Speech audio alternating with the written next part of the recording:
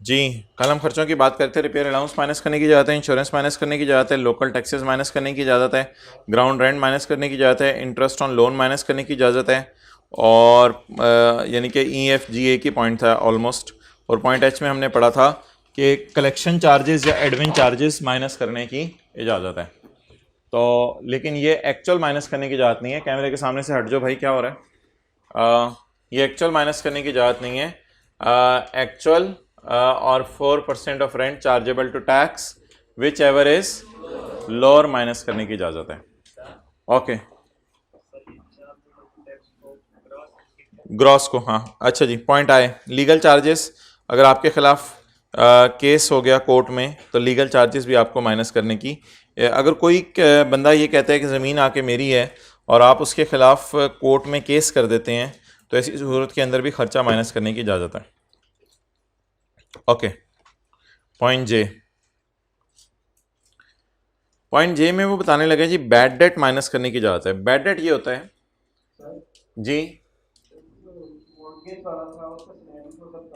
कुछ भी नहीं है, बस आप लोन लेने गए बैंक से मोर्टगेज में, तो बैंक ने कहा आप सिक्योरिटी रखवा दें कोई चीज़, आपने सिक्योरिटी रखवा दी, इसको मोर्टगेज कहते हैं। बैंक ने लोन दे दिया आपको, आपने उस लोन पे इंटरेस्ट पे कर दिया, इंटरेस्ट खर्चे के तौर पे माइनस करने की इजाज़त है।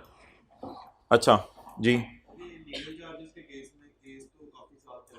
हाँ जितना साल भी केस चलेगा लीगल चार्जेस माइनस करने की इजाज़त है। पॉइंट जे। पॉइंट जे के अंदर मोहतरम वो बात ये करना चाह रहे हैं कि बैड डेट माइनस करने की इजाज़त है। बैड डेट क्या है? आपने घर किराए पे दिया और किराएदार किराया लेके भाग गया। अब जो किराएदार किराया लेके भाग गया तो आपको दुख होगा, इस दुख को खर्चा कहेंगे। ये दुख या ये खर्चा माइनस करने की इजाज़त है। पढ़ें जी, where there are reasonable grounds to believe, यानी यहां पे ये यकीन किया जा सके, जहां ये उम्मीद हो, where there are reasonable grounds to believe that unpaid rent is irrecoverable. क्या अनपेड रेंट आपका क्या है? इरिकवरेबल है। अनपेड, किराएदार उसको अनपेड कहेगा, मालिक मकान तो कहेगा मुझे अभी तक रिसीव नहीं हुआ। तो unpaid rent is irrecoverable, recover नहीं हो सकता। जहां ये मुनासिब ग्राउंड्स अवेलेबल हैं कि अनपेड रेंट रिकवर नहीं हो सकता, तो एक अलाउंस माइनस करने की इजाजत है equal to unpaid rent. Unpaid rent को कहते हैं bad debt. Equal to bad debt, बुरा उधार, यानी कि बंदा पैसा नहीं देके गया, तो फिर बैड डेट माइनस करने की इजाजत है। एन अलाउंस का मतलब क्या है? अलाउंस का मतलब है यानी उतनी एग्जैक्ट अमाउंट, उधर तो अलाउंस था ना रिपेयर अलाउंस, वो 1/5 था, ये एग्जैक्ट अमाउंट होगी। तो एग्जैक्ट अमाउंट बैड डेट की आपको माइनस करने की इजाजत नहीं है, वो माइनस करने की इजाजत है, तो बैड डेट आपको खर्चे के तौर पे माइनस करने की इजाजत है। लेकिन इसके लिए 3 शर्तें पूरी होनी चाहिए। Number 1, tenancy was bona fide. Tenancy was bona fide. Bona fide का मतलब है कि रेंट एग्रीमेंट बना हुआ है जिस पे ओनर और किराएदार का नाम आ रहा है। बोनेफाइड का मतलब होता है ओरिजिनल डील होनी चाहिए आपकी। तो बोनेफाइड का मतलब, ऑनलाइन वाले भी बच्चे बाद में पूछते हैं तो अभी उर्दू में लिख लें ताकि बाद में आपको पूछना ना पड़े। बोनेफाइड का मतलब है रेंट एग्रीमेंट बना हुआ है जिस पे ओनर और किराएदार का नाम आ रहा है, यानी ऐसे हवाई बातें ना हो। रेंट एग्रीमेंट बना हुआ है जिसमें ओनर और किराएदार का नाम आ रहा है। जी अब्दुल्ला, वो किधर है, क्या है? अब्दुल रहमान, हाथ खड़ा करें। कल छुट्टी की थी, हाथ खड़ा करें अगर कल छुट्टी की थी तो। यार हाथ दोगे यार, खड़े हो जाएं, चलें खड़े रहें। Okay, tenancy was bona fide. Tenancy was bona fide का क्या मतलब है? ओरिजिनल रेंट एग्रीमेंट बनाओ। Next, the defaulting tenant. Defaulting tenant कौन सा किराएदार है? बैठ जाएं। डिफॉल्टिंग टेनेंट कौन सा किराएदार है? जो भाग गया है। क्या लेके भाग गया है? पैसे लेके भाग गया है, किराया लेके भाग गया है। The defaulting tenant has vacated the property. The defaulting tenant has, उसने घर भी आपका छोड़ दिया है। The defaulting tenant has vacated the, या फिर वो ऐसा तगड़ा है, या फिर वो ऐसा तगड़ा है कि आपने उसको जाके कहा, किराएदार है ये, आपने किराएदार को कहा आप ओनर हैं, ये किराएदार है, आपने जाके किराएदार को कहा निकल, किराएदार ने कहा चल तू निकल। तो और स्टेप्स हैव बीन टेकन, और steps have been taken, brightness का इशू तो नहीं आ रहा, और steps have been taken to compel the tenant to vacate the property, और स्टेप्स ले लिए गए हैं to compel the tenant to vacate the property. ये स्टेप्स ले लिए गए हैं और उसे कहा गया है कि भाईजान आप प्रॉपर्टी छोड़ दो, टू वेकेट द प्रॉपर्टी, लेकिन वो नहीं छोड़ा। तो दो सूरतें हो सकती हैं, देखें इधर, या तो डिफॉल्टिंग टेनेंट ने प्रॉपर्टी छोड़ दी है, या छोड़ नहीं रहा, आपने स्टेप्स ले लिए हैं to compel the tenant to vacate the, आपने बड़ा जोर लगाया है वो प्रॉपर्टी छोड़ दे, लेकिन वो प्रॉपर्टी छोड़, आला दर्जा तो यह आप प्रॉपर्टी छुड़वा लें, लेकिन अगर आप प्रॉपर्टी नहीं छुड़वा पाते तो क्या हाल है, आप नहीं आप स्टेप्स शो करें, एफबीआर को शो करें, देखो मैं गया था, मैं बंदे बुंदे कराए थे, लेकिन वो अकेला ही बंदा काफी था और मेरी सारी कोशिशें नाकाम है, वो नहीं घर छोड़ा। और अगली शर्त, कई दफा ऐसा होता है एक ही बंदा आपके एक से ज्यादा घर किराए पे लिए होते हैं, एक ही बंदे ने आपके एक से ज्यादा घर किराए पे लिए होते हैं, तो ऐसी सूरत के अंदर जो है वो जो दूसरे घर हैं आपके उनसे भी आप उसे निकाल चुके हो। And the defaulting tenant is not in the occupation of any other property of the owner, person से मुराद ओनर। डिफॉल्टिंग टेनेंट के पास आपकी और कोई प्रॉपर्टी भी नहीं है। अच्छा जी, तो जिस प्रॉपर्टी का अभी वो किराया लेके भागा है उसके बारे में या तो उसे आप निकाल दें स्काई ब्लू लाइन, या कोशिश करें उसे निकालने की, और इसके अलावा कोई और प्रॉपर्टी अगर उसने आपके किराए पे ली हुई है तो उससे भी उसको निकाल दें। पॉइंट 2, अगली शर्त बैड डेट माइनस करने की, owner has initiated the legal proceeding, और आपने कोर्ट में उसके खिलाफ क्या कर दिया, कार्रवाई शुरू कर दी है, केस शुरू कर दिया है, या आपने उसे कहा मैं तेरे खिलाफ केस कराने लगा हूं, मैं बड़े बड़े लॉयर हायर करूंगा, उसने कहा मैं जज करा लूंगा, और ही believe that legal proceeding would be useless. आपने इसको कहा मैं तेरे खिलाफ केस करूंगा, इसने कहा तू मेरे खिलाफ केस करेगा, तेरी हिम्मत कैसे होगी मेरे खिलाफ केस करने की, चल बोल। हमने कहा नहीं यार नहीं करता, मैं जा रहा हूं। आप जो है वो बेचारा मुंह नीचे करके जो है वो चले गए।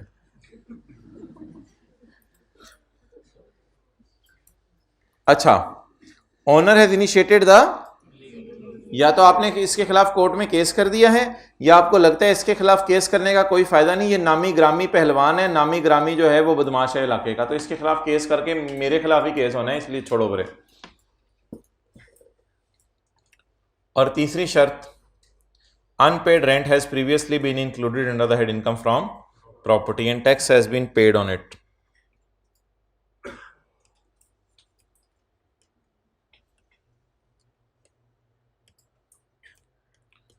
ये 2010 का साल है, आपने इनकम फ्रॉम प्रॉपर्टी में रेंट डाला,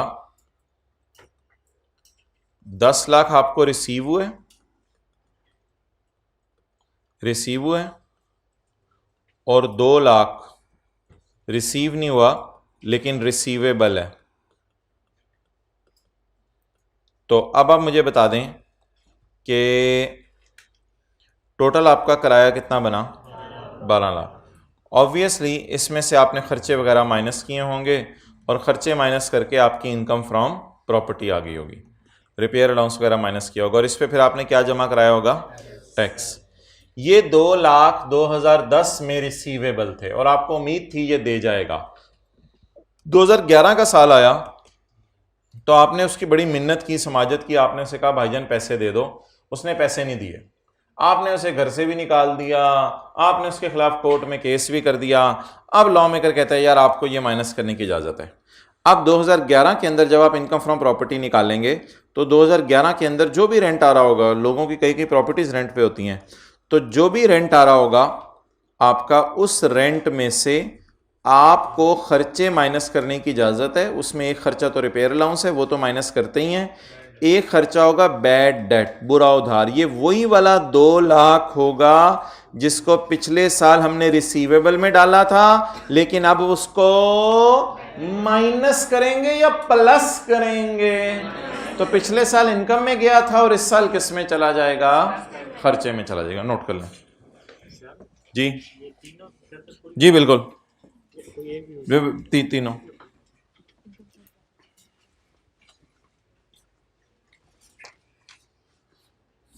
इसको कटवाया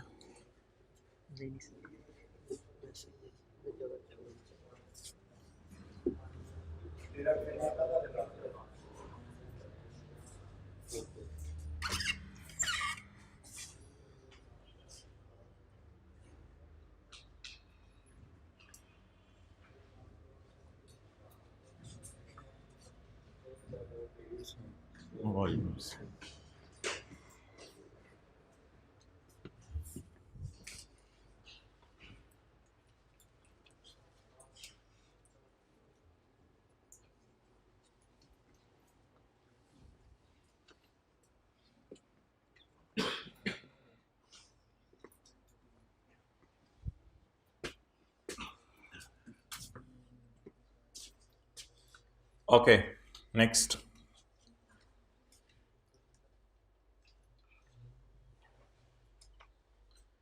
तो 2 लाख इस साल इनकम में गया था, इस उम्मीद पे कि पैसे शायद आ जाएं। रिसीवेबल था, रिसीव करना था आपने, अभी उससे रिसीव नहीं किया था, लेकिन अगले साल वो पैसे नहीं आए। तो जब अगले साल वो पैसे नहीं आए तो अब ये अमाउंट किस में चली जाएगी? खर्चे में चली जाएगी। तो एक दफ़ा इनकम में गई, अगले साल खर्चे में चली गई।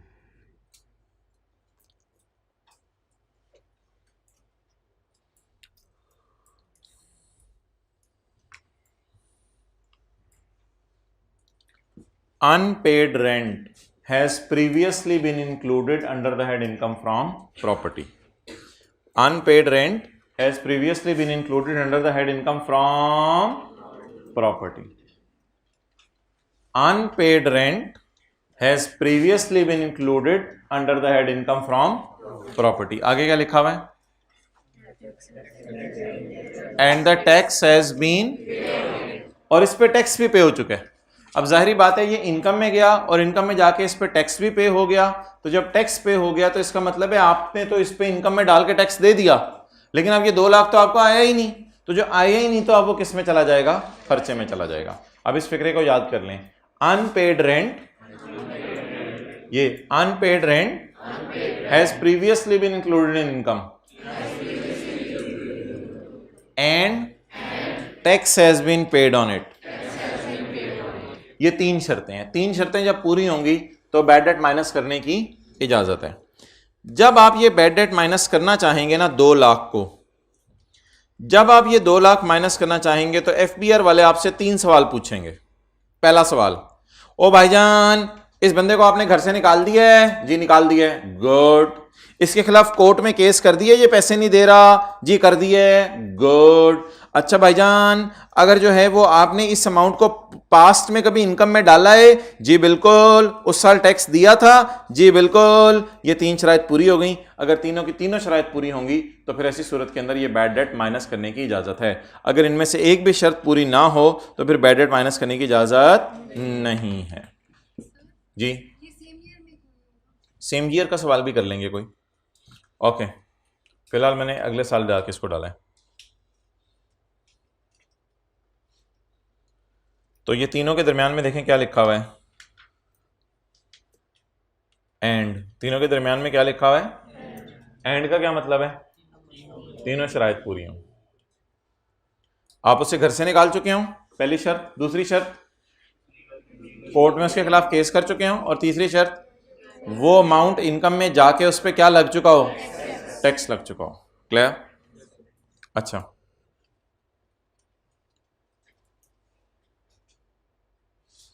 अच्छा भाई क्या ऐसा हो सकता है कि 2012 में वो बंदा खुद ही आ जाए पैसे लेके?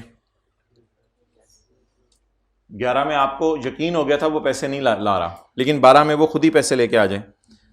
2012 में आपको 1.5 रिसीव हुआ, पूरा 2 लाख या 1.5? आप बता दें 1.5 के साथ क्या सलूक करें? इसको इनकम में डाल दें, 1.5 को किस में डाल दें, इनकम में डाल दें। 1 मिनट पहले मैं पढ़ लूं, फिर उसके बाद जो है वो नोट कीजिएगा। अब आपको खुशी होगी ना 1.5 मिलने पे। Where any unpaid rent allowed as खर्चा, where any unpaid rent allowed as खर्चा इन 2000 इस सारा का सारा या थोड़ा सा रिकवर्ड, सारा रिकवर हुए, थोड़ा dead, the recovered dead shall be chargeable in the year of receipt। Chargeable का क्या मतलब है, टैक्सेबल। चार्जेबल का क्या मतलब है, टैक्सेबल, यानी जिस साल ये पैसे मिले उस साल आप इनकम में डाल देंगे आप।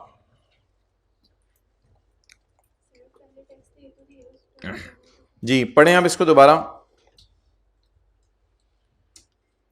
Where any unpaid amount, where any unpaid amount is allowed as deduction and आगे क्या लिखा हुआ है, and it is wholly or partly recovered। आगे क्या लिखा हुआ है, the amount shall be chargeable to tax in the year in which it is received। तो अब किसी के जहन में ये ना है कि ये डबल इनकम में ऐड हो गई है, कि इधर भी 2 लाख इनकम में ऐड हुआ था और इधर भी वही वाला 1.5 लाख इसका ऐड हो रहा है। ऐसी बात नहीं है बिल्कुल भी। देखें ना, इधर 2 लाख इनकम में ऐड भी हुआ था और फिर अगले साल माइनस भी तो हुआ था, तो ओवरऑल इफेक्ट तो 0 हो गया था इसका। तो अब दोबारा जब 1.5 लाख आया तो इसको इनकम में डालना पड़ेगा हमें। टैक्स दे चुके थे, लेकिन अगले साल जो है वो इतना टैक्स सेव भी तो कर लिया था माइनस करके फिगर। अगले साल जब ये फिगर माइनस हुई होगी तो अगले साल टैक्स कम हुआ होगा, तो उतना टैक्स सेव भी तो हो गया। तो अब ये डबल इनकम में ऐड नहीं हो रहा। कल तक कर लेंगे नोट, कर लिया 2012 नोट, मेहरबानी।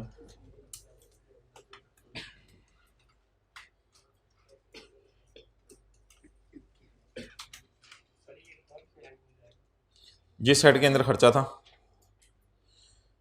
इनकम ऑफ प्रॉपर्टी,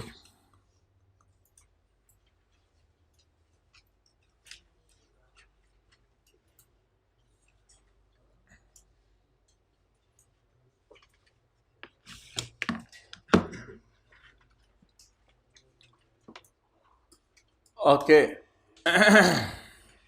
करें चलें फिर आगे।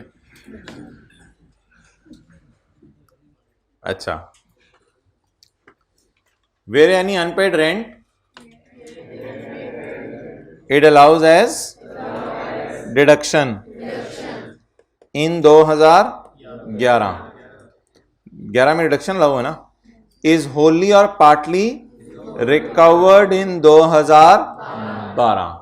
allowed as reduction in 11 is recovered in 12। the amount recovered shall be taxable in the year of receipt। जिस साल वो रिसीव हुई, रिसीव किस साल हुई है, 2012 में। अगले हफ्ते आपका टेस्ट होगा चैप्टर 4 का। किस दिन होना टेस्ट, सैटरडे को। ओके, बल्कि चैप्टर 4 इनकम प्रॉपर्टी दोनों का कर लें। इनकम प्रॉपर्टी भी उस दिन तक ख़त्म हो गया होगा। मैं पूछ नहीं रहा था। ओके, पॉइंट नंबर 3 को अभी छोड़ दें। पॉइंट और जो चैप्टर रनिंग में चल रहा होता है वो तो बंदे को वैसे ही याद होता है। पॉइंट नंबर 3 ये हम बाद में पढ़ेंगे। This provision is same as section 34 का 5। सेक्शन 34 अभी तो हम पढ़ ही नहीं रहे, यही हम इनकम फ्रॉम बिजनेस के चैप्टर में पढ़ेंगे। This provision is same as section 34 का 6, ये भी हम इनकम फ्रॉम बिजनेस के चैप्टर में पढ़ेंगे। जो ऑनलाइन वाले बच्चे जूम की मीटिंग के अंदर सवाल पूछेंगे कि ये कब होगा, उनको मैं जवाब नहीं दूंगा, गौर से सुना करें इसी वक्त बैठ के। 3 और 4 हमने नहीं पढ़ा, ये हम बाद में पढ़ेंगे, may be after 2 to 3 months। Okay चलें जी। अब पीछे कौन सा पॉइंट रह गया, 5 और 6। 3 और 4 को पेंडिंग पे डाल दिया, 5 और 6।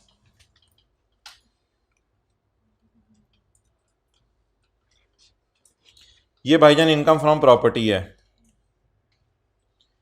इसकी कोई ग्रॉस रिसीट है और इसमें से आपको पता है खर्चे माइनस करने की इजाज़त है। उसमें से एक खर्चा है मिसाल के तौर पे इंश्योरेंस ऑफ बिल्डिंग, ऐसे ही है, इंश्योरेंस ऑफ बिल्डिंग 3 मिलियन फर्ज करें ये खर्चा है। ये एक साहब हैं, ये है उसकी इनकम फ्रॉम, उन्हीं साहब की income from capital gain. Income capital gain में मैंने क्या कहा था, शेयर वगैरह बेचते हैं आप, इनकम फ्रॉम कैपिटल गेन की भी कोई ग्रॉस रिसीट है। ग्रॉस रिसीट में से इनकम फ्रॉम कैपिटल गेन में भी क्या माइनस होंगे, खर्चे। इसने क्या किया, इसने इनकम कैपिटल गेन कैलकुलेट करा था तो इधर उधर देखा,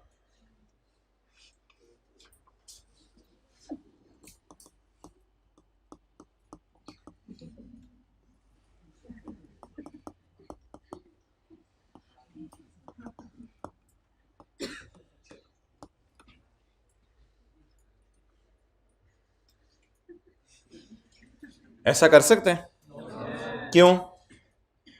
जो खर्चा जिस हेड का है उस हेड में भी माइनस कर लें और एक दो और हेड में भी माइनस कर लें, खैर है, खर्चा तो है ना।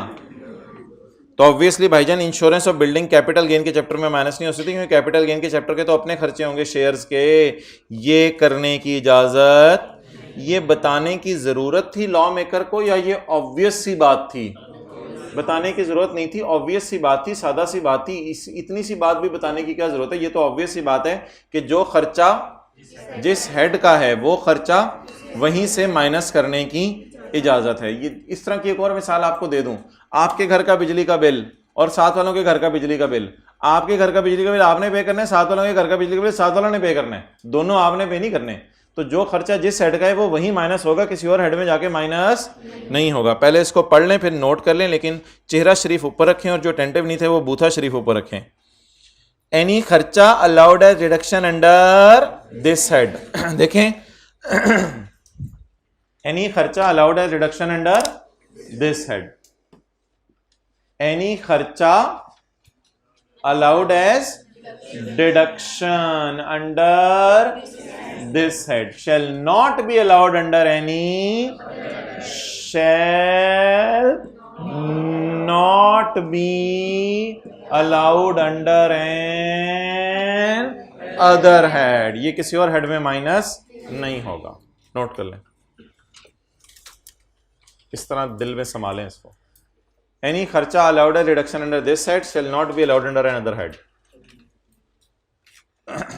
इधर आओ, कल वाला सुनाओ जरा, हाथ इधर करो आगे। कल वाला सुना सकते हो? मंडे को सारा सुना सकते हो चैप्टर 4 और इनकम फ्रॉम प्रॉपर्टी जितना पढ़ा है, सुना दोगे?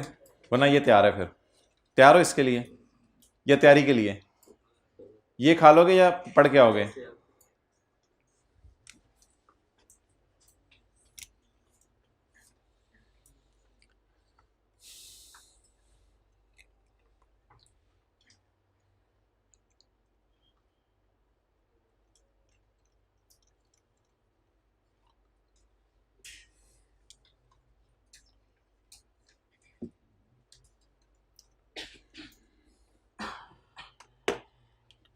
ओके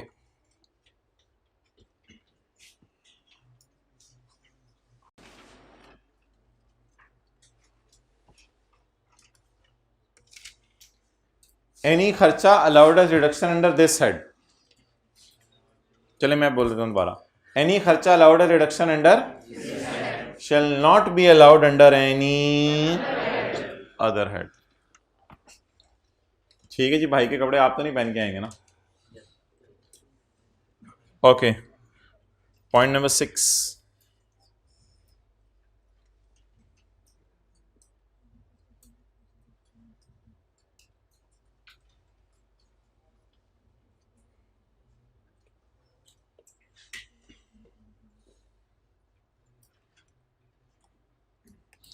अब्बू की बड़ी जलाली तबीयत थी।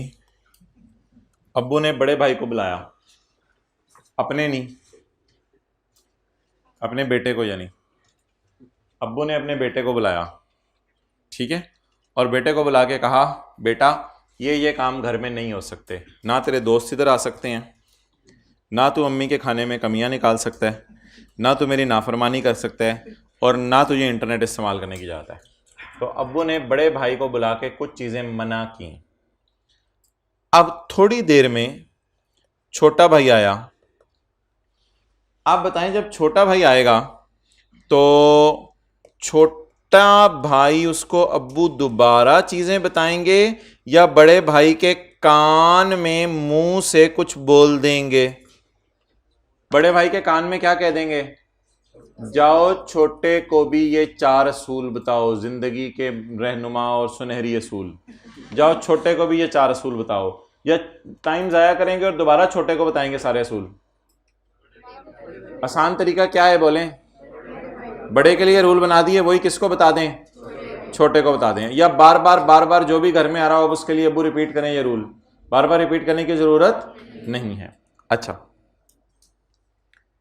एक चैप्टर है हमारी बुक में इनकम फ्रॉम बिजनेस, एक चैप्टर है हमारी बुक में इनकम फ्रॉम बिजनेस। उसमें 9-10 खर्चे हैं, 9-10 खर्चे। मिसाल के तौर पे खर्चा है फाइन टू गवर्नमेंट, हुकूमत को फाइन पे किया। मिसाल के तौर पे खर्चा एक्सपेंस पेड इन कैश, को खर्चे हैं कैश में पे किए। असल में कैश में अगर आप बड़ी अमाउंट पे कर देना, तो भाई ने भाई से बात कर ली है, कैश में अगर आप बड़ी अमाउंट पे कर दें तो ऐसी सूरत में वो खर्चा भी हुकूमत हमें माइनस नहीं करने देती। इनकम फ्रॉम बिजनेस के चैप्टर में हम एक लिस्ट पढ़ेंगे, ये अबू तो जरा इधर से, इनकम फ्रॉम बिजनेस के चैप्टर में हम एक लिस्ट पढ़ेंगे कि कौन कौन से खर्चे माइनस करने की इजाजत नहीं है, क्योंकि उनकी नेचर में मसला है, उनकी नेचर में मसला है। तो बिजनेस के चैप्टर में हम कुछ खर्चे पढ़ेंगे जिनकी नेचर में मसला है और वो खर्चे माइनस नहीं हो सकते। क्लियर? अच्छा, अब बिजनेस के अंदर कॉलेज वालों को, कॉलेज वाले बिजनेस इनकम कमा रहे हैं, तो आपकी फीस में से बिजली के बिल माइनस करने की इजाजत है। आपकी फीस में से उनको जो है वो टीचर्स की सैलरी माइनस करने की इजाजत है। आपकी फीस में से बिल्डिंग का रेंट माइनस करने की इजाजत है। आपकी फीस में से जनरेटर का पेट्रोल माइनस करने की इजाजत है। आपकी फीस में से कैमरामैन को दिए गए पैसे माइनस करने की इजाजत है। आपकी फीस में से ये सारी चीजें माइनस करने की इजाजत है लगे। लेकिन अगर कॉलेज वालों ने हुकूमत को कोई फाइन पे कर दिया तो लॉ मेकर कहता है ये बुरी हरकतें कर रहे हैं, ये खर्चा हम इनको माइनस नहीं करने देंगे। या लॉ मेकर ये कहते हैं वो खर्चे जो तुमने कैश में पे किए, जिनका सबूत नहीं है तुम्हारे पास, बैंक का तो सबूत होता है किसके अकाउंट में पैसे जमा कराए, उन खर्चों को भी हम माइनस नहीं करने देंगे। हाँ, बिजनेस के चैप्टर में हम पढ़ेंगे छोटे मोटे खर्चे कैश में पे हो सकते हैं, लेकिन बड़े बड़े खर्चे कैश में पे नहीं हो सकते। तो काफी मिसालें पढ़ेंगे हम बिजनेस के चैप्टर में, वो खर्चे वहां पढ़ेंगे जो माइनस करने की इजाजत नहीं है। अब बिजनेस के चैप्टर में जितने भी बुरे खर्चे हो सकते थे उनकी लिस्ट बिजनेस के चैप्टर में डाल दी गई। और अगर आपके पास किताबें हैं तो बिजनेस का चैप्टर निकाल लें, दूसरा सफा,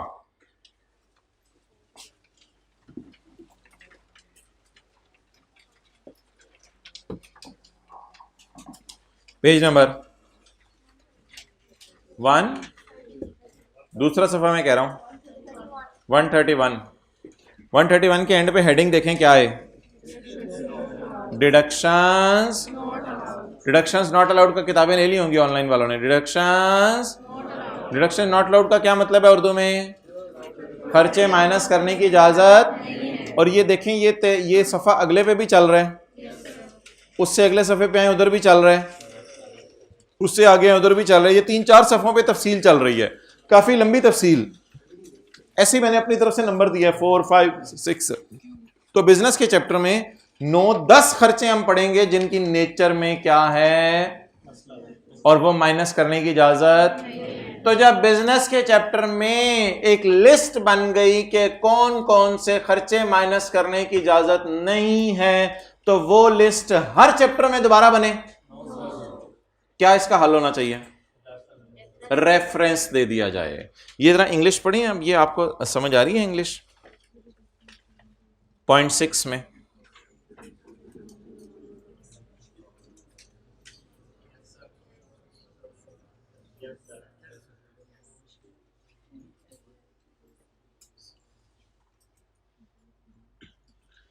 अच्छा, इधर दा की जगह अगर दोज होना तो बड़ा मजा आए। Those deductions which are not allowed under the head income from, वो वाली डिडक्शंस जो बिजनेस में माइनस करने की इजाजत, क्योंकि उनकी नेचर में मसला है ना, उनकी नेचर में मसला है, बुरे खर्चे हैं। Will also not be allowed under the head income from, वही खर्चे प्रॉपर्टी में अगर आप कर दें उस तरह के खर्चे तो माइनस करने की इजाजत भाईजान ये पिछला पॉइंट बिल्कुल डिफरेंट था, उसमें ये था जो खर्चा माइनस कर सकते हैं वो उसी हेड में कर सकते हैं, किसी और में नहीं कर सकते, वो अलग बात थी, वो अलग बात थी। अब क्या बात है, ये अच्छे खर्चों की बात हो रही थी, पॉइंट 5 में अच्छे खर्चों की बात हो रही थी कि ये अच्छा खर्चा है, बिल्कुल माइनस करो, लेकिन दो दो जगह माइनस ना करो, डबल डबल माइनस ना करो, एक दफा माइनस करो। पॉइंट 5 में ये बात हो रही थी। 6 में क्या बात हो रही थी? 6 में बात हो रही थी खर्चा अच्छा है ही नहीं, खर्चे की नेचर ही क्या बुरी। तो जो खर्चे अपनी नेचर में बुरे हैं उनकी लिस्ट हमने किस चैप्टर में पढ़नी है? अब वही सारी लिस्ट इस चैप्टर में डाली जाए या इस चैप्टर में उसका रेफरेंस डाल दिया जाए? इस चैप्टर में उसका रेफरेंस डाल दिया जाए। Those deductions which are not allowed under the head income from business will also not be allowed under the head income from, वो खर्चे यहां भी माइनस नहीं हो सकते। अब स्टिल इतनी लंबी बात करने के बाद फिर भी लोग सवाल पूछते हैं, ऑनलाइन वाले स्पेशली, तो इसलिए उर्दू में मैं लिखवाने लगा हूं ताकि आप लोग सवाल ना पूछें। उर्दू में इस बात की समरी लिख लें। बिजनेस में बुरे खर्चों की लिस्ट दी हुई है, इस सफ़े के एंड पे बहुत जगह है। बिजनेस में, बिजनेस के चैप्टर में बुरे खर्चों की लिस्ट दी हुई है। पॉइंट 6 का मतलब बता रहा हूं, बिजनेस के चैप्टर में बुरे खर्चों की लिस्ट दी हुई है।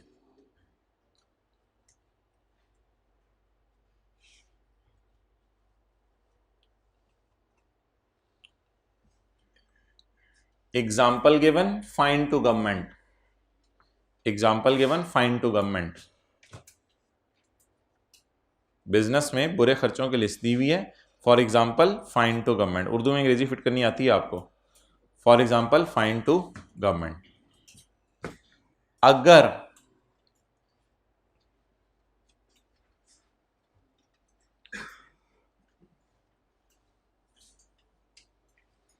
अच्छा, मैंने पहली लाइन क्या लिखवाई है?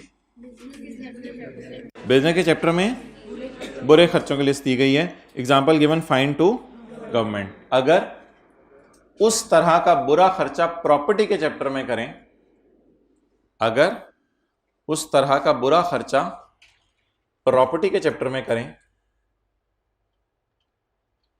तो यहां भी माइनस नहीं हो सकता। अगर उस तरह का बुरा खर्चा प्रॉपर्टी के चैप्टर में करें तो यहां भी माइनस नहीं हो सकता।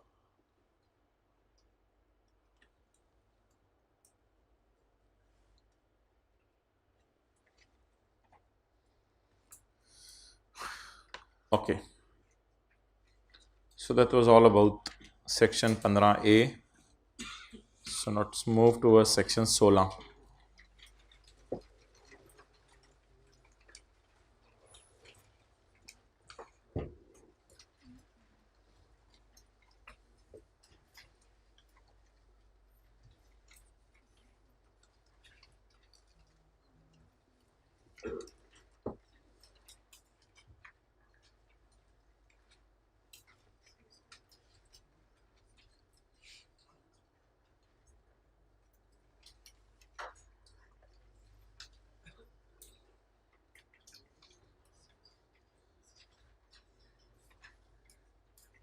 Section 16, Example 1. Mr. Baba rented out his house to Qasim on Yakam September 12 at a monthly rental of, the fair market rent is 90,000. किस साल की हमने इनकम निकालनी है? 30/13 की, फिर 30/14 की और फिर 30/15 की। 13 की, 14 की और 15 की। फिलहाल मैं सिर्फ 30/13 की इनकम निकाल रहा हूं। जितना सवाल मैंने हाईलाइट किया है उसको सामने रख के तो बता दें जी। यकम सितंबर 12 को अगर घर किराए पे दिया, अटेंटिव हो जाए, नींद पूरी करके आया करें। यकम सितंबर 12 को अगर हमने घर किराए पे दिया तो कितना अरसा घर किराए पे रहा? कौन कौन सा महीना? तो उठाएं, सितंबर, अक्टूबर, नवंबर, दिसंबर, जनवरी, फरवरी, मार्च, अप्रैल, मई, जून। तो यकम सितंबर से 30 जून 13 तक कितना अरसा बनता है? यकम सितंबर से 30 जून 13 तक कितना अरसा बनता है? 10 महीने। तो 10 महीने घर किराए पे रहा। Let's start. रजिस्टर पे नोट करना शुरू करें। सॉल्यूशन ये भाईजान बनेगा टैक्स ईयर 2013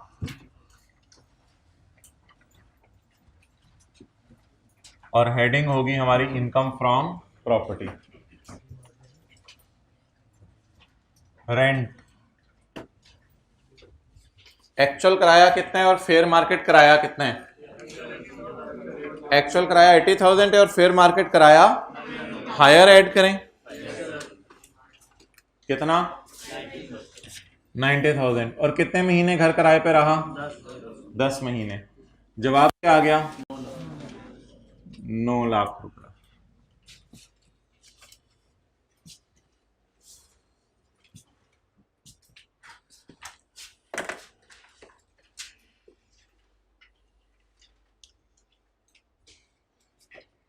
ओके अच्छा जी, अब एक अगली चीज है जो आपने गौर से समझनी है, वो ये है कि जब कभी घर किराए पे दिया जाता है तो मालिक मकान किराएदार से किराए के अलावा भी पैसे लेता है। मिसाल के तौर पे मालिक मकान ने किराएदार को कहा कि तुम मुझे हर महीने लाख रुपया दिया करो किराया, और साल का किराया होगा 12 लाख, 12 लाख साल का किराया होगा मिसाल के तौर पे, और इसके साथ तुम मुझे 4 लाख भी दो। अब किराएदार ने पूछा ये 4 लाख किस बदले? वो कहते हैं सिक्योरिटी के बदले, अमानत तुम्हारे पैसे रख रहा हूं मैं, और जब कभी तुम घर छोड़ के जाओगे तुम्हें ये पैसे वापस कर दूंगा। ये पैसे मैं इसलिए रख रहा हूं कि मुझे डर है कहीं तुम कोई किराया शराया लेके भाग ना जाओ। तो किराएदार अगर मान जाता है तो फिर किराएदार ये पैसे भी देता है। तो मालिक मकान किराएदार से सिक्योरिटी के तौर पे कुछ पैसे मांगता है। इन पैसों को नॉन एडजस्टेबल रेंट कहते हैं। इन पैसों को नॉन एडजस्टेबल रेंट कहते हैं। नॉन एडजस्टेबल क्यों कहते हैं इसकी वजह सुन लें। मिसाल के तौर पे मालिक मकान ने किराएदार को कहा कि तुम मुझे लाख रुपया हर साल किराया दो, तो टोटल किराया तुमने मुझे देना है साल का 12 लाख, और इसके साथ तुम मुझे 4 लाख और दो। ये सिक्योरिटी के तौर पे मैं तुम्हारे पैसे रख रहा हूं, तुम्हें वापस कर दूंगा जब तुम घर छोड़ के जाओगे। तो किराएदार ने कहा वो जो 12 लाख है उसमें कुछ कमी होगी इस 4 लाख पे करने की वजह से, कि 12 लाख जो मैंने तुम्हें किराया देना है लाख रुपया, क्या वो भी थोड़ा कम हो जाएगा इस 4 लाख की? जैसे कहता है नहीं, इसका उससे कोई ताल्लुक। तो क्या जो 12 लाख है वो एडजस्ट होके कम होगा 4 लाख की वजह से?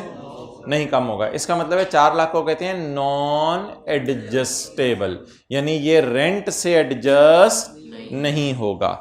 जैसे आपने कभी किसी स्कूल के अंदर नए स्कूल में एडमिशन लिया हो तो वहां आप जमा करवाते हैं एडमिशन फीस। एडमिशन फीस अलग होती है, ट्यूशन फीस अलग होती है। तो आप जब ट्यूशन फीस देने लगते हैं तो आप पूछते हैं कि मैंने एडमिशन फीस दे दी है, इसकी वजह से ट्यूशन फीस एडजस्ट कर दो। तो वो कहते हैं नहीं, ट्यूशन फीस अलग है, एडमिशन फीस अलग है। तो ये पैसे किराए के अलावा होंगे, ये पैसे किराए के अलावा होंगे। क्लियर? ये थी जी बात, ये पैसे किराए के अलावा होंगे। अब वो पैसे कितने हैं वो जरा देखते हैं। In addition to monthly rent, क्योंकि मंथली रेंट का तो हमने जो भी करना था सलूक कर लिया ना, मंथली रेंट के साथ जो सलूक करना था कर लिया। In addition to monthly rent के अलावा, in addition to monthly rent, Qasim also agreed to pay, किराएदार also agreed to pay 6 lakh as non adjustable advance. Qasim ने 6 लाख रुपया नॉन एडजस्टेबल किराए के तौर पे या नॉन एडजस्टेबल एडवांस के तौर पे देने को एग्री कर लिया। इसका मतलब है अगर मैं मालिक मकान के जूते पहनूं तो मुझे किराया भी आता रहेगा और ऊपर के पैसे भी एक आए, and that is rupees 6 lakh. इस 6 लाख का करना क्या है? अगर अकल लगाएं तो ये 6 लाख रिफंडेबल होते हैं, यानी ये 6 लाख वापस करने होते हैं जब भी कभी टेनेंसी एग्रीमेंट खत्म होगा, यानी किराए का एग्रीमेंट खत्म होगा, ये 6 लाख वापस करने हैं। लेकिन ये 6 लाख जो वापस करने हैं असूली तौर पे दिल में आ रहा है कि इसको इनकम में ना डालें, क्योंकि वो पैसे ही क्या जो अमानत के तौर पे आए और वापस कर दिए, ये तो मेरी इनकम नहीं बनेगी। इनकम तो वो होती है जो पैसे मेरे पास हमेशा के लिए आ गए, ये तो मैंने अमानत के तौर पे लिए हैं और एंड पे क्या कर देने हैं। लेकिन लॉ मेकर शायद कह रहे हैं कि इन पैसों को आप घर में इस्तेमाल करके कोई ना कोई कारोबार छोटा मोटा शुरू कर सकते हो, ये डर है मुझे, इसलिए मैं चाह रहा हूं कि इन पैसों को भी आप इनकम में डालो। अब 6 लाख अगर पूरा इनकम में डाल दिया तो टैक्स पेयर परेशान हो जाएगा, इसलिए 16 का 1 आगे बढ़ा और उसने कहा मैं बताता हूं 6 लाख को कैसे इनकम में डालना है। Where the owner of a building, where the owner का नाम क्या है? Where the Babar of a building. चलो, where the Babar of a building.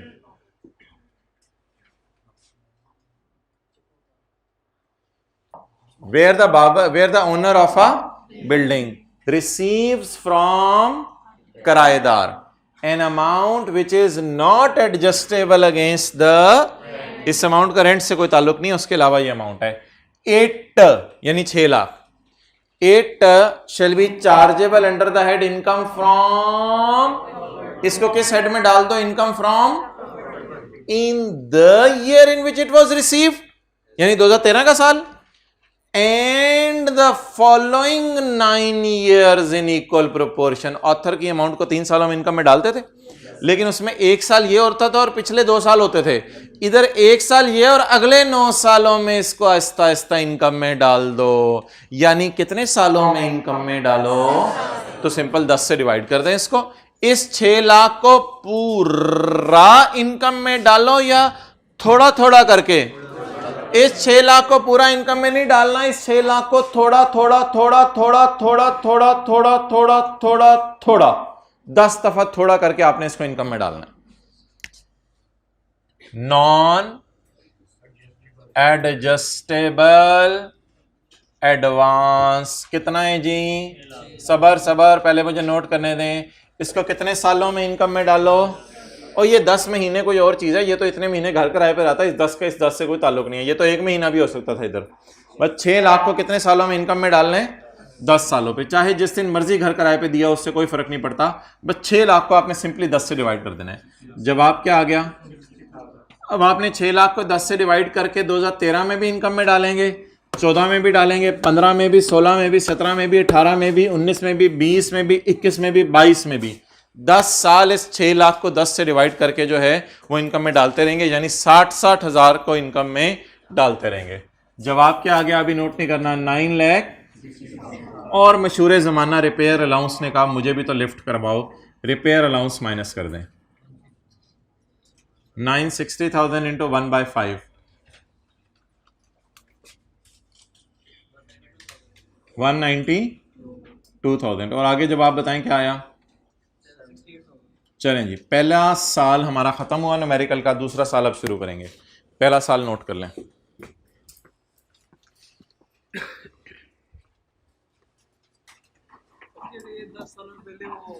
अगर 10 सालों से पहले छोड़ जाए, अगर ये हो जाए, ये अगर वाले सवाल हम सारे मंडे को लेंगे। फिलहाल अभी जितना हमारे सिलेबस और लॉ में है वो पढ़ते हैं पहले।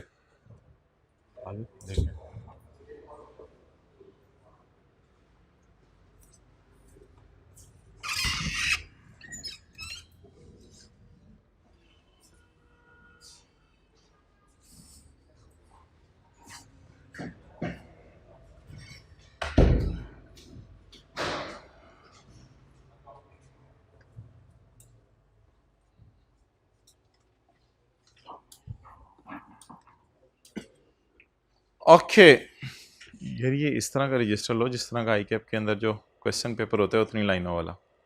ये भी नहीं सही, ये भी नहीं सही, ये भी नहीं सही, ये भी नहीं सही,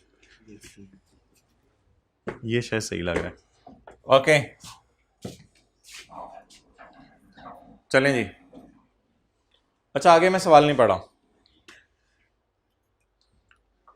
अगले साल यही किराएदार रहेगा और इससे हम किराया लेंगे, लेकिन अगले साल तो पूरे साल फिर किराए पे लेगा ना। इस साल तो पहली दफा आया था किराएदार, तो अगले साल तो पूरे साल किराए पे रहेगा। तो अगले साल की इनकम निकालें जी। Tax year 2014, income from property. अच्छा, इस पर टैक्स भी पे होगा, लेकिन टैक्स ऑब्वियसली मैं भी निकाल नहीं रहा, वो आप खुद कैलकुलेट कर सकते हैं। इस पर टैक्स भी पे होगा, ऐसे ही है ना।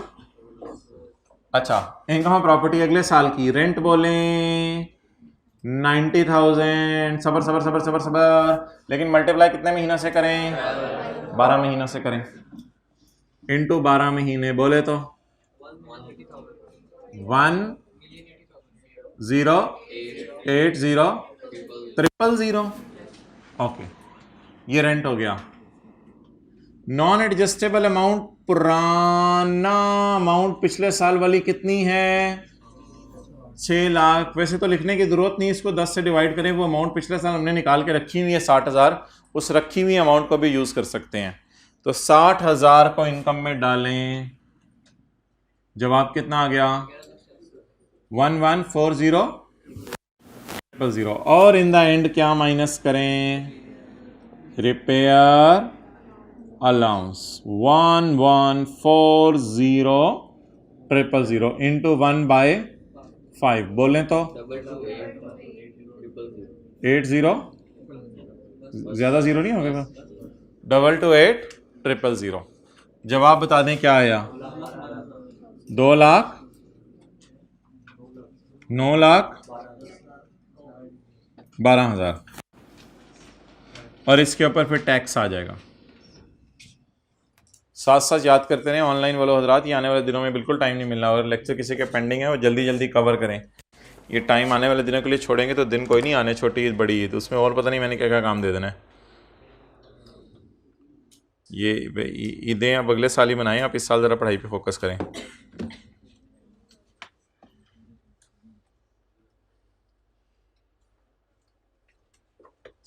मुझे अभी भी याद पड़ता है, एक दफ़ा हमारे पेपरों के दिनों में कोई ईद आ गई थी, तो ईद का पहला दिन तो मेरा बिल्कुल भी ज़ाया नहीं हुआ था, दूसरे दिन 1 घंटा ज़ाया हो गया था, कुछ मेहमान आ गए थे तो मजबूरन उनके पास बैठना पड़ा। लेकिन ये टाइम ज़ाया ना किया करें बिल्कुल, ईद के दिन भी बंदा कंफर्टेबली 13-14 घंटे पढ़ सकता है। नहीं, आई एम सीरियस। ये जो आपकी जो भी 2-3-4 ईद की छुट्टियाँ हुई, पता नहीं आप लोग ज़बरदस्ती करवा रहे हैं जो, तो ये जो छुट्टियाँ होंगी ईद की 24 घंटे हैं, उसमें से आप 6 घंटे सोने के लिए निकाल दें, तो बाकी कितने बच के पीछे? 18 घंटे। 2 घंटे आप नमाज़ों के लिए और खाने के लिए निकाल दें, पीछे कितने बच गए? 16 घंटे। पढ़ बंदा। यानी कि ईद पे आपने ये टारगेट रखना है कि जैसे मेरा ईद के फ़ौरन बाद ICAP का पेपर है, तो पिछला वाला 1 महीना तो मैं कवर करूँ ना, ताकि वो आखिरी महीने में मुझे रिवीजन के लिए टाइम ना निकालना पड़े। तो ये इसी तरह के लोग फिर आगे बढ़ते हैं और इतने आगे चले जाते हैं कि बस नहीं वापस नहीं बुलाना पड़ता। अच्छा, ओके जी। तो कितने लोग सोच रहे हैं इंशाल्लाह ईद पे लौट मचा देंगे खा के? अच्छा, कासिम विकेटेड द हाउस ऑन 31 जनवरी 15। कासिम ने घर कब खाली कर दिया?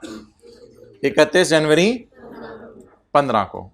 असल में ना एक थोड़ा सा इस तरह का घर में माहौल बना लें कि जो भी मेहमान आया करें तो घर वाले उसको कह दिया करें ये CA कर रहा है, तो फिर थोड़ा अर्सा बाद मेहमानों को भी पता चल जाएगा अच्छा CA कर रहा है, ठीक है, चलो ठीक है, कोई नहीं इंशाल्लाह फिर बाद में मिल लेंगे, अभी 5.5 साल इसको मिल लेंगे इंशाल्लाह।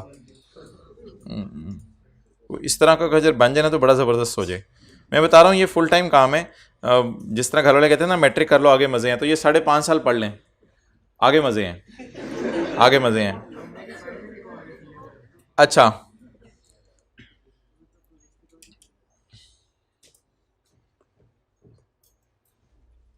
मैट्रिक में बस सही नंबर ले लो, आगे तो मज़े ही मज़े हैं। अच्छा, 3-13, 3-14 और 3 भाईजान आप जैसे ही पास होते हैं सर्टिफिकेट ऑफ मेरिट भी ले लेते हैं, आप जैसे ही होते हैं। कई दफ़ा मैंने चेक किए, सबके 2 कान होते हैं जिनके सर्टिफिकेट आते हैं। अच्छा, कौन कौन सा साल है हमारा? 13, 14 और 15। ये कौन सी तारीख है? 13। भाईजान एक से गले ना मिलो, साइड पे हो। अच्छा, ये कौन सी तारीख है? यकम जुलाई 12। और ये कौन सी तारीख है? 14। और ये कौन सी तारीख है? 30-15। होते किसी शहजादे को ये बातें आज पता चल रही हों। बहरहाल तो 30-13, 30-14 और 30-15। मुझे बता दें पहले वाला किराएदार किस दिन आया था? यकम सितंबर। यहां से कर लूं और यहां से कर लेते हैं ना, क्योंकि ये तो जुलाई और अगस्त बन जाएगा ना। यकम सितंबर को आया था। चलें जी, पहला किराएदार जो है यकम सितंबर को आया था।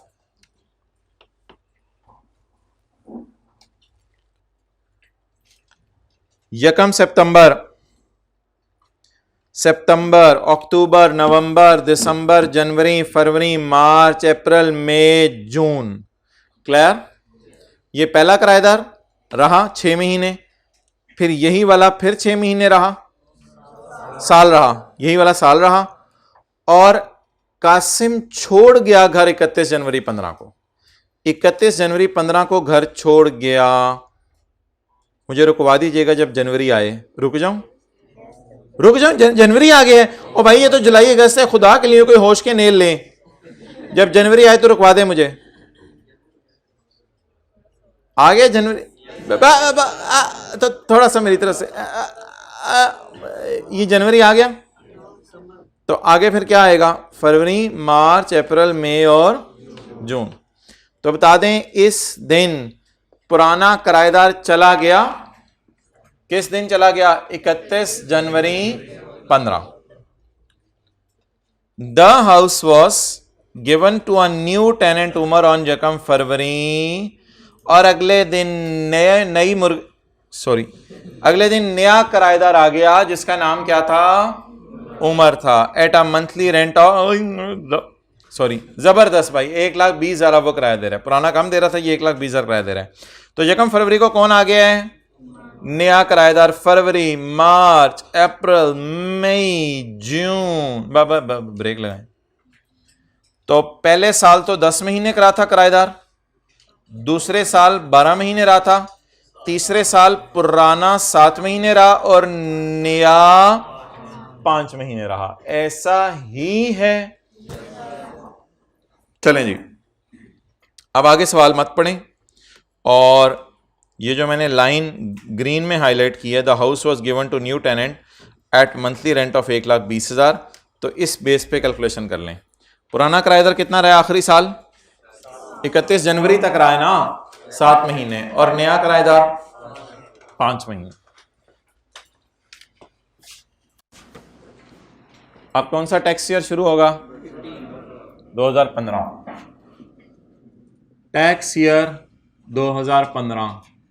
रेंट पुराने किराएदार से जुलाई से जनवरी तक, ऐसा ही है।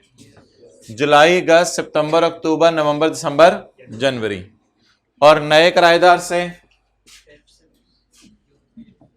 फरवरी से जून तक। कितने महीने? 5 महीने। ओके, अब जी कैलकुलेशन करना शुरू करें। पुराने का किराया 90,000 मल्टीप्लाइड बाय 7 महीने, 6,30,000। नए का किराया मल्टीप्लाइड बाय 5 महीने, 6 लाख। चलें, नोट कर लें।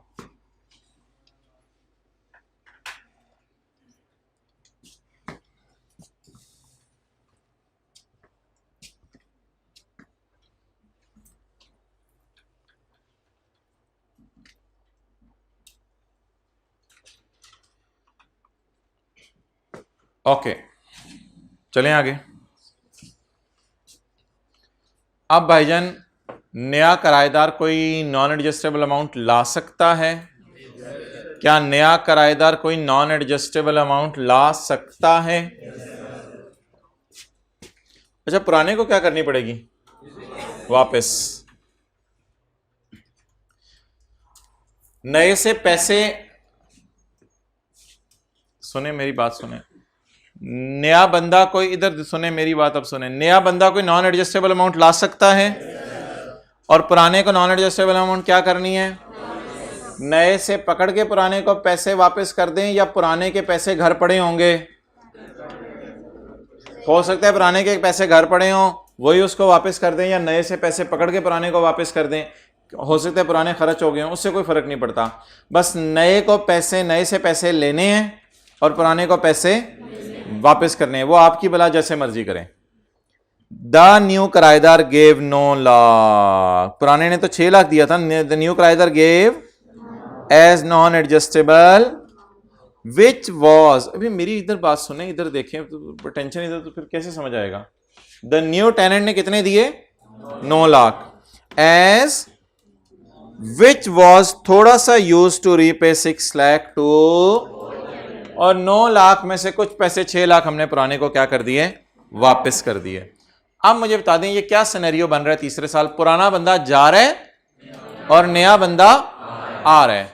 अब सवाल ये राइज होगा कि इस साल 9 लाख हमारी जेब में आ रहा है और पुराने का 6 लाख जा रहा है। अब सवाल ये राइज होगा कि इस साल कैसे ट्रीटमेंट करें, किसकी?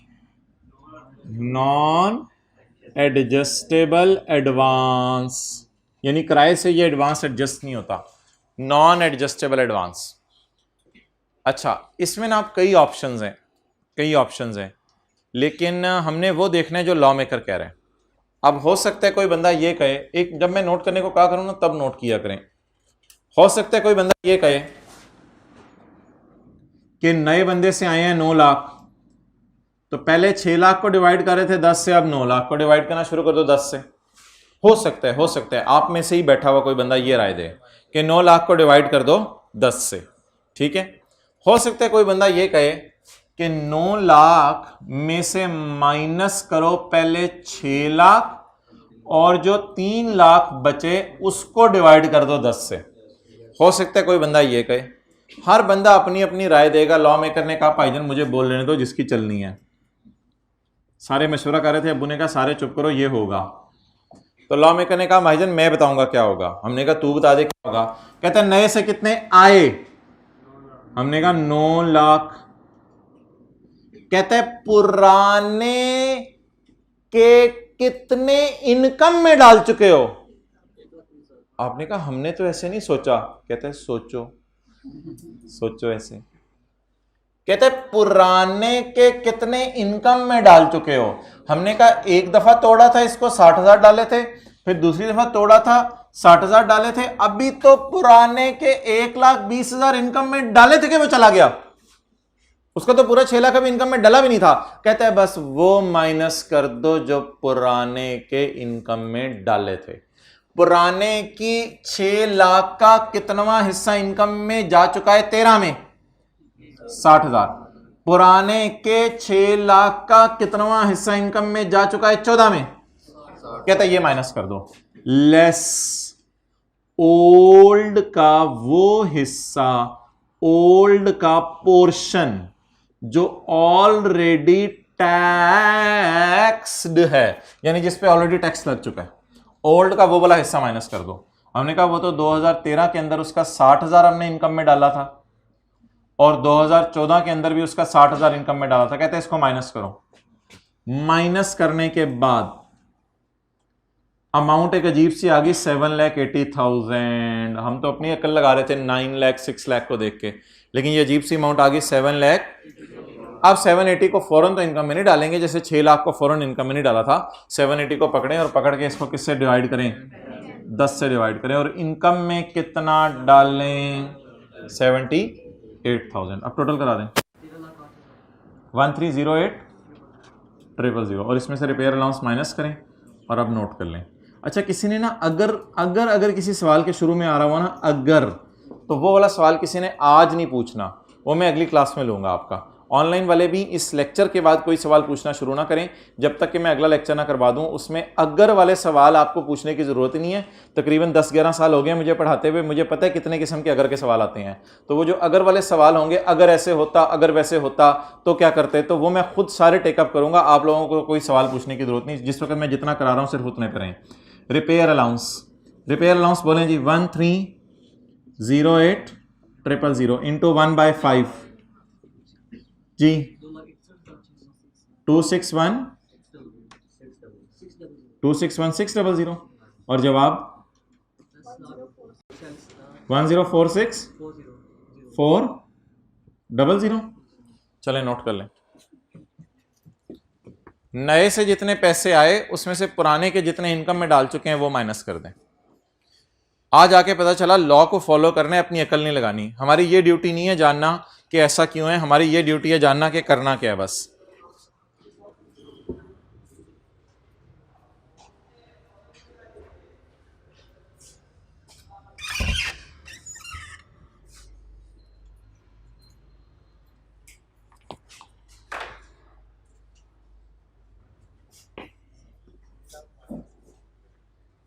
तो उससे 6 लाख तो उसे वापस कर दिया ना, वो 6 लाख घर लेके चला गया। हमारी बला से 6 लाख का क्या, हमें इस वक्त आए कितने हैं, हमें इस वक्त आए कितने हैं? 9 लाख आए हैं ना, तो 9 लाख में से वो माइनस कर दें जो इनकम में जा चुके हैं, बस ये बताया।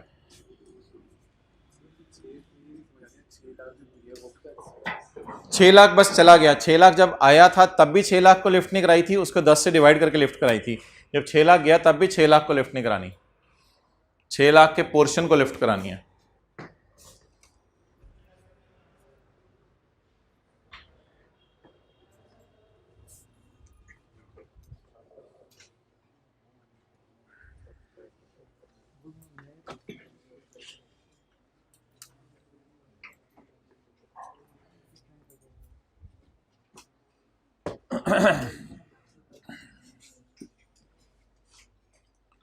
ओके जी, अब ना तेरी ना मेरी लॉ की पढ़ लेते हैं, बस जो उसमें लिखा हुआ है वो करना है हमने, जो करना है वो तो समझ आ गया ना। बस भाई यही होता है, इसमें आप ऑथर में भी 3 साल जैसे करना है, लॉ कह रहा है वैसे करते रहेंगे, बस खत्म।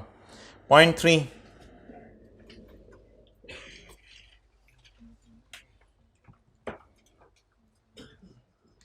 पॉइंट 1 हमने पढ़ लिया है, 3 की तरफ आ जाए। Where the barber has refunded, where the, और बाबर ओनर है ना, where the barber has refunded non adjustable amount, कितनी अमाउंट वापस की है? 6 lakh. where the barber has refunded 6 lakh to the tenant, पुराना किराएदार कौन है?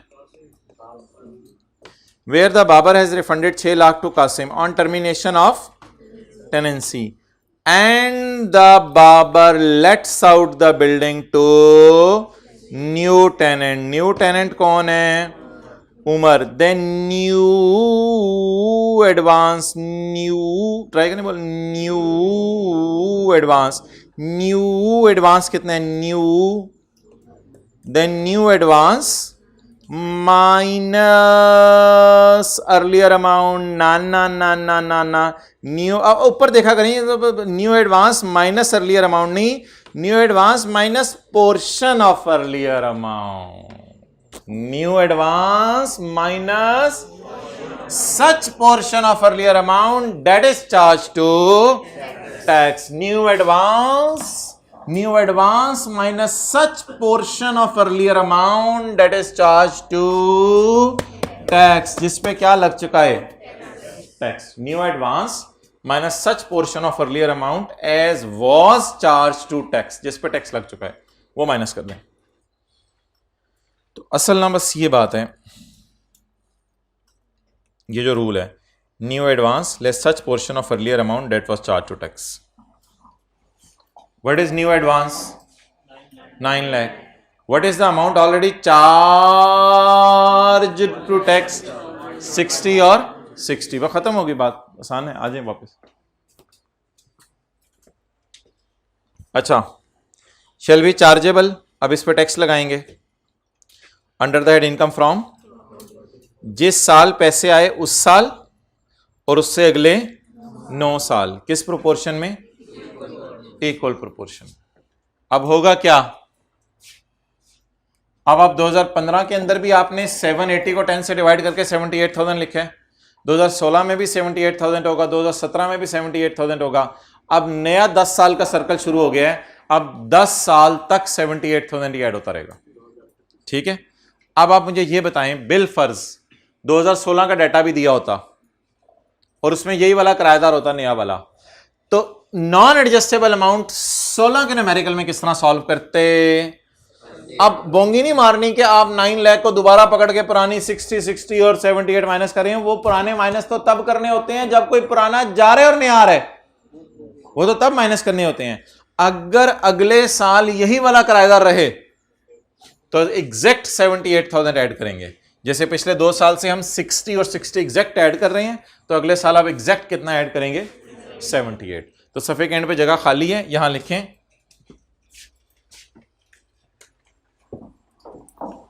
2016 में, 2015 के नीचे जगह खाली है, किताब में लिखें, यहां किताब में लिखें 2015 के नीचे जगह खाली है, लिखें 2016 में 2000, तो ये 15 है ना, 2016 में भी हम 78,000 को नॉन एडजस्टेबल अमाउंट में डालेंगे। 2016 में भी हम 78,000 को नॉन एडजस्टेबल अमाउंट में डालेंगे, क्योंकि अब 780 आ गया है ना, बस 780 को 10 से डिवाइड करना है। 2016 में भी हम 78,000 को इनकम में डालेंगे।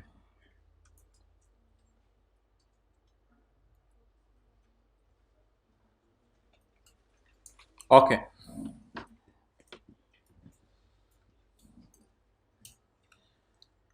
अच्छा जी, सेक्शन 16 का एक हमने पढ़ा ना, इसमें क्या हुआ था, एक किराएदार आया था, एक किराएदार आया था एक किराएदार आया था लेकिन पॉइंट 3 में क्या हो रहा है, पुराना चा, नया उमर को कहेंगे कासिम को कहेंगे चा। तो ये जो हमने अजीब सा काम किया, ये कब किया करेंगे, जब पुराना जा और जब नया तब ये काम किया करेंगे। क्लियर? ओके,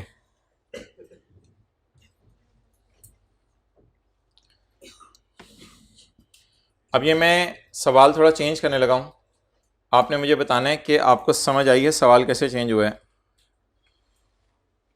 देखा ही नहीं दोबारा, हद हो गई। इधर देखें, आप देखें, देखें, ओ बाय बाय।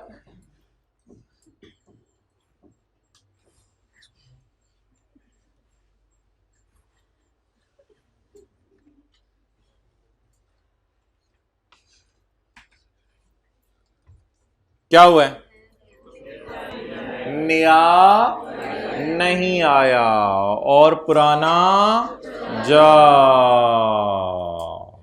और हमारी जबान तरस रही है क्योंकि नया है, लेकिन लोग आगे कह रहे हैं इस घर में हम रहे जिसको कासिम छोड़ के गया है। ना ना ना ना ना ना, कभी भी नहीं, इस घर में हम नहीं रह सकते जिसको कासिम छोड़ के गया। तौबा तौबा, हमारी तौबा।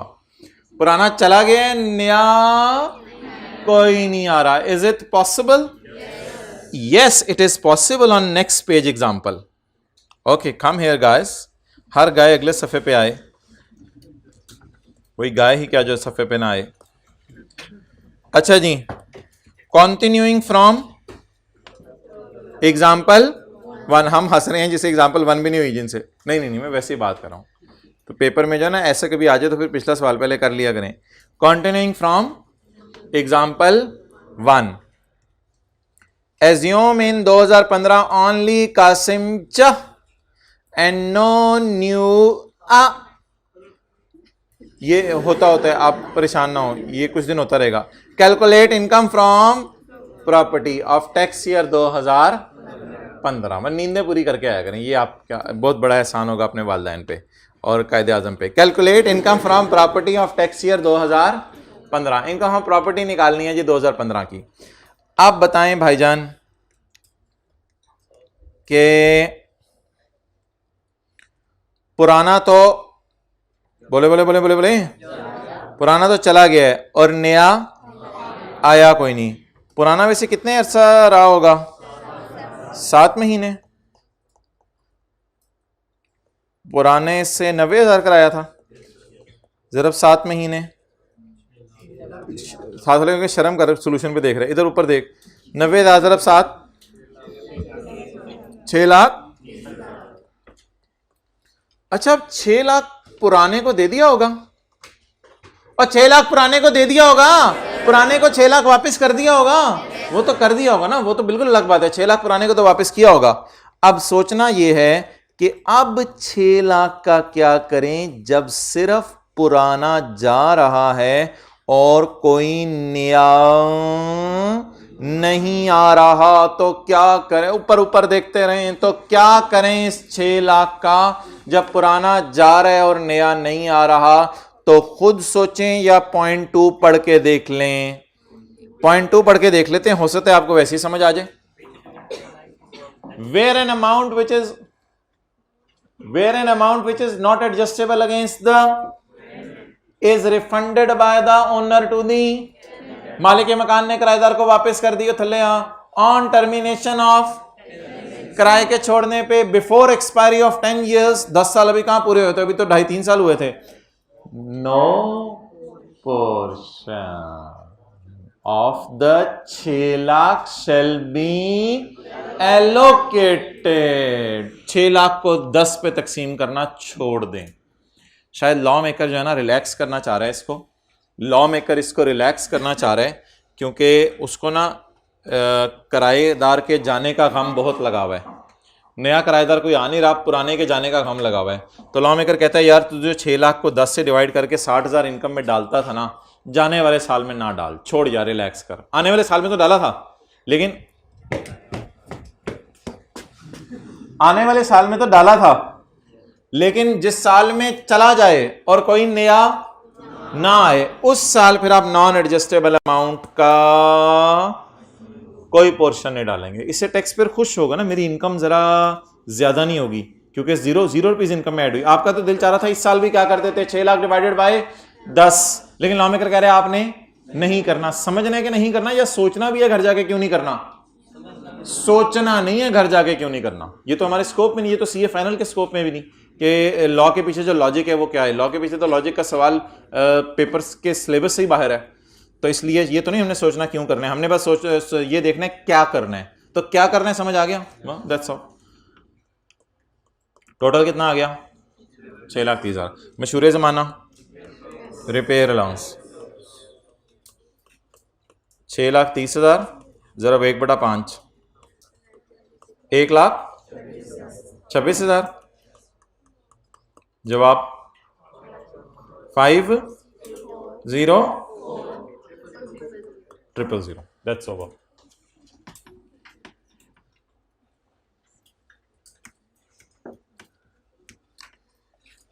तो भाईजान जिस साल कोई जा रहा होगा ना और नया नहीं आ रहा होगा, तो उस साल क्या करना है? बोले बोले बोले, कुछ भी ऐड नहीं करना। तो इस सिनेरियो का नाम लिख लें 2 का। जा और आ कहां से भाईजान, क्या हो गया, ये क्या खा के हैं शहरी में? पॉइंट 2 का सिनेरियो क्या था? जा, सिर्फ पुराना क्या हो रहा है? जा रहा है। अब पुराने, अब मैं पॉइंट 2 पढ़ के आपके सवाल लेने लगा हूं, इसमें मुझे पॉइंट 2 पढ़ लेने दें। इधर देखिए ना, अब ये पिछला भी अभी तक नोट नहीं हुआ, इधर देखिए इसको। Point 2, where an amount which is not adjustable against the rent, यानी 6 लाख रुपया इज रिफंडेड बाय द मालिक मकान टू द किराएदार। क्यों वापस किया तूने किराएदार को? क्या तकलीफ हो, सॉरी क्या मसला हो गया था आपको मेरे भाई, क्यों वापस किया आपने उसे? यार किराए का एग्रीमेंट खत्म हो गया था, बस वो छोड़ के जाना चाह रहा था। 10 साल से पहले ही उसका मूड बन गया छोड़ के जाने का। अब ये ना पूछिएगा 10 साल के बाद छोड़ के जाएगा तो क्या होगा। अगर उगर वाले सवाल अगली क्लास में, अभी छोड़ दें इस बात, जितना कॉन्सेप्ट दिया जा रहा है उतना काफी है। No portion of 6 lakh shall be allocated to year in which it is refunded or to any subsequent year. भाईजान 6 लाख का 60,000 इधर भी चला गया, 6 लाख का 60,000 इधर भी चला गया। No portion shall be allocated to this year in which it is refunded or to any subsequent year. ये पॉइंट 2 को जरा अच्छे तरीके से रिवाइज करें। Where an amount is refunded,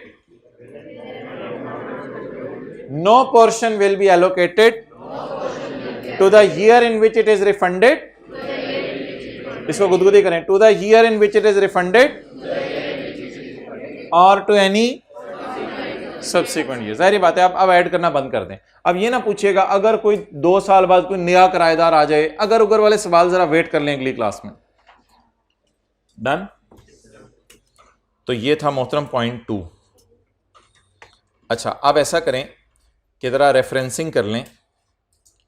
जो ये हमारा पहला सवाल है ना, क्वेश्चन 1 एग्जाम्पल 1 बाबर वाला, इसमें जो 2013 था, इसमें मैंने आपको पढ़ाया था 16 का पॉइंट 1, और 2014 में भी मैंने आपको यही पढ़ाया है 16 का पॉइंट 1। अगर वाले कोई सवाल नहीं आज लिए जाएंगे। 2015 में भी मैंने आपको पढ़ाया 16 का 3, क्योंकि इसमें तो जा आ वाला सिनेरियो है ना, क्लियर।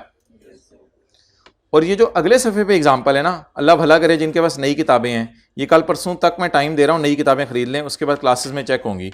ऐसे पूरे सेशन आपका मसला रहेगा, पेज नंबर भी, एग्जाम्पल्स भी नहीं होंगी आपके पास, कुछ फॉर्मेट्स भी मैंने चेंज किए हैं। तो ये कल परसों तक का टाइम दे रहा हूँ, सबके पास नई किताबें हों। एग्जाम्पल 1A में हमारा जी टेस्ट हुआ है सेक्शन 16 का 2, जिसमें पुराना जा रहा है और कोई नया नहीं आ रहा।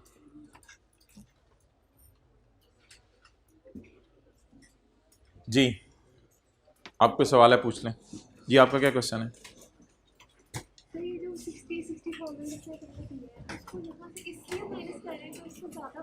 वजह तो मुझे भी नहीं पता, FBR को ईमेल कर दें भाई। अगर इसमें से किसी चीज़ की आपने वजह पूछनी है तो FBR को ईमेल कर दें। ICAP को ईमेल करेंगे, ICAP तो रिस्पॉन्ड नहीं करेगा, ICAP कहेगा ये आपके सिलेबस में नहीं है। तो जो करना है वो पता समझ आ गया, किस किस को समझ आ गया जो करना है? बट ठीक है, क्वेश्चन आपको जी क्या ठीक है, ओवर कर दो।